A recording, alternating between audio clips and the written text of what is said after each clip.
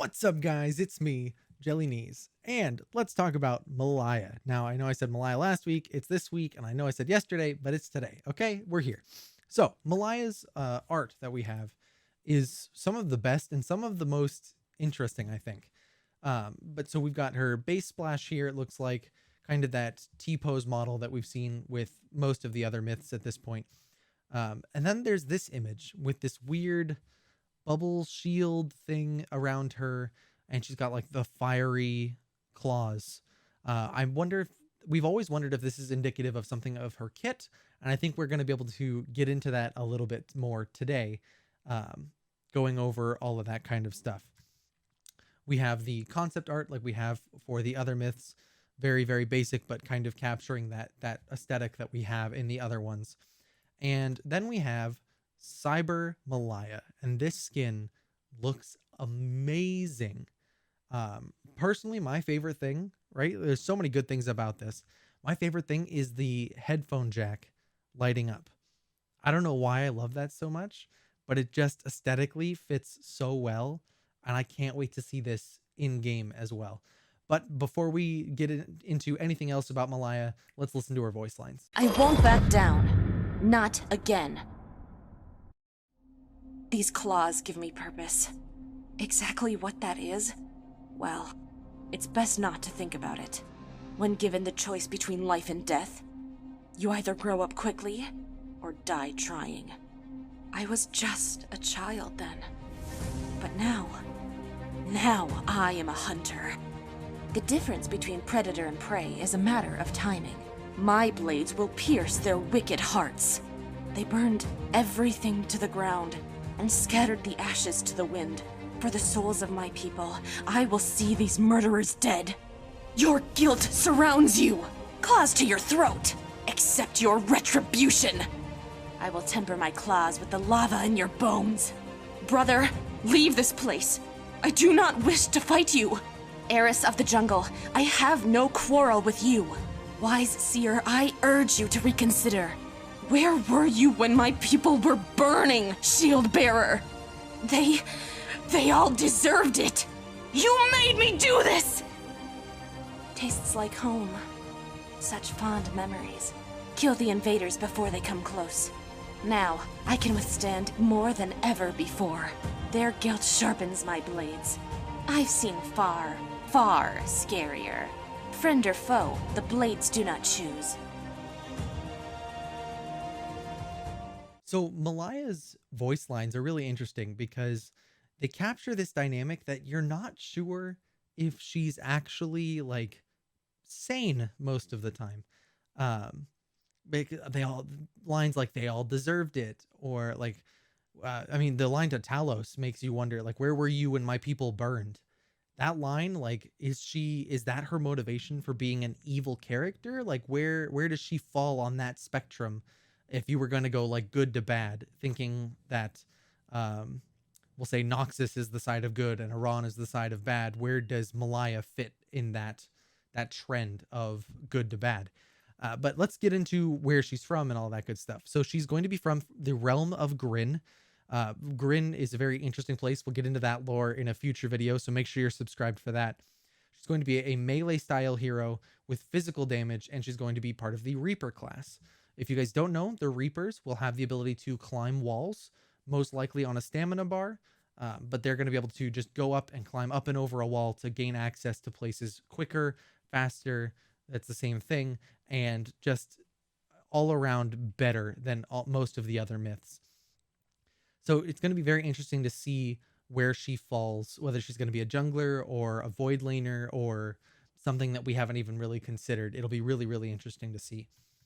Now let's get into the lore snippet we have of hers on the website. So, with her father taken prisoner by the Phromerian Empire and mother succumbing to madness due to split soul affliction, her older brother Exiel was all she had left. Cast as the Doombringer by her peers of the Dash tribe, Malaia never forgot the suffering she received as a result of their treatment towards her. She vowed never to feel the helplessness she felt when losing her father, finding overwhelming strength within the Urakesh forest that transformed her from the once gentle girl to a remorseless huntress.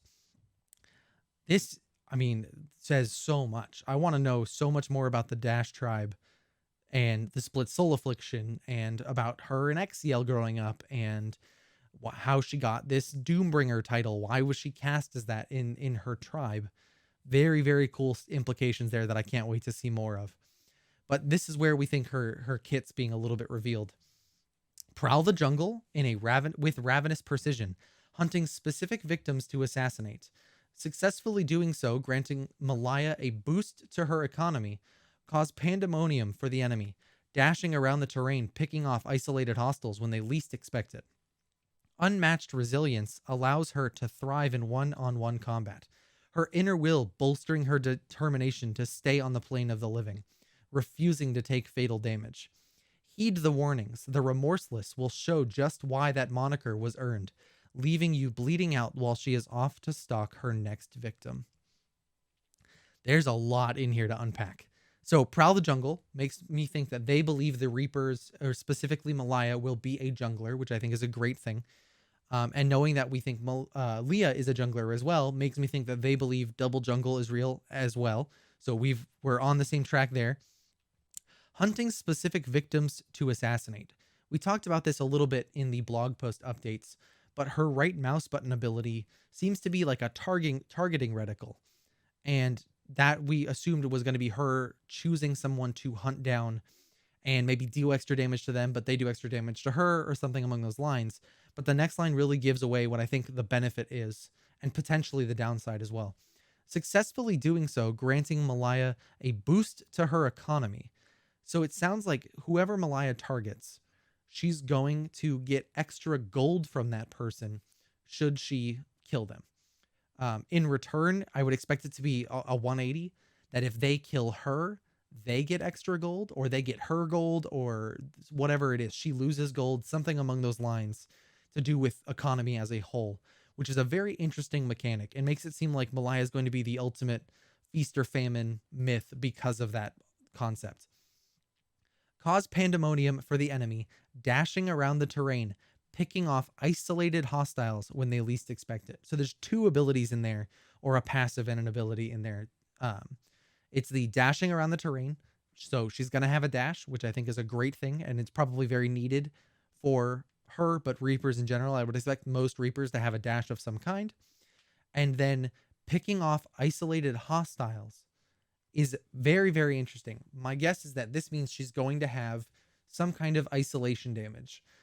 So if you are going up against an enemy myth one-on-one and there's nobody else in a certain radius around her, that means you will gain extra damage toward that enemy myth. That is a really, really cool concept that I love seeing in MOBAs. And I think on Malaia, with how her right click might work, that's going to be a very, very cool thing to have as part of her kit. Unmatched resilience. I'm guessing that this is the name of her ultimate or the name of one of her abilities, but just based on what it explains afterwards, this sounds like an ultimate ability to me. Unmatched resilience allows her to thrive in one-on-one combat, her inner will bolstering her determination to stay on the plane of the living, refusing to take fatal damage. So, I mean, all of that right there talks about, so she's going to have something that's going to be a shield. That's the unmatched resilience, allows her to thrive in one-on-one combat. I assume that shield is what this unmatched resilience is. But the thing we don't know is if it's the same ability or two separate abilities for the refusing to take fatal damage. So she's going to have an ultimate that probably limits her. She can't fall below a certain health threshold, which with a dash and isolation damage and her right click means that she's seriously going to be a force to be reckoned with in this game. And it's really going to be interesting to see how easy she is to pick up and what her economy plus and downside do to players that play her and aren't as experienced. So we'll have to wait and see for that. The last little line here is really interesting as well, leaving you bleeding out while she is off to stalk her next victim. This to me indicates that Malaia is going to have some kind of bleed. Based on the isolation damage thing, I don't think it's going to be a passive, so it's likely to be an ability that she turns on a bleed for a certain amount of time. But it also could be that she just gains isolated damage for a certain amount of time on a cast instead of something else. So we'll have to wait and see if that's going to be a thing one way or the other. So next up, we have the right mouse button ability icon. And so this is what I was talking about with the targeting reticle on something. Very clearly looks like you're going to be selecting someone, a myth of some kind, or something along those lines, which will be really interesting to see how it works. Something I was thinking about is that the old wheel for the marksman ability that we kind of figured out might have been repurposed into Malaya's right click. So I was originally thinking it was Malaya's ability, then I figured out it was the marksman ability, and now I'm back to thinking it might look like Malaya's ability again, even though it wasn't in the first place. So it'll be really interesting to see how all of that's going to function and work out and all of those things. But just like everybody else, I did create a quick build for Malaya. This is kind of a crit melee build for her, thinking that she's going to be very melee oriented. The big item in here, the big things in here, we have 100% crit, which I think is going to be very, very strong. And she also is going to have Destiny's Blade, which the passive on is that when she auto attacks, she leaves a stack on an enemy. Every stack increases the physical damage that they take by 1%. When you reach 5 stacks, it deals 10% of their maximum health as damage. So if we can get Malaya up there, I'm expecting her to be fairly bursty. So it's partly the help with the crit. And also we have some other items on here that amplify her damage a lot. And I think that this is going to be a very, very good thing for her, but also give her a lot of attack speed at the same time. So very, very interesting. I can't wait to see what her actual kit is. Hopefully we find out that information soon. But guys, that's going to be it for this one. I really hope you guys enjoyed it. Thank you for sticking around to the end. I always appreciate it. Make sure you hit subscribe. If you want to see a playlist full of all my Ethereal content, right over there. If you want to see a video tailored just for you by YouTube, right on the other side. And as always, click the icon above my head, hit subscribe, get the bell on, make sure you don't miss any more Ethereal content, and I'll see you guys in the next one.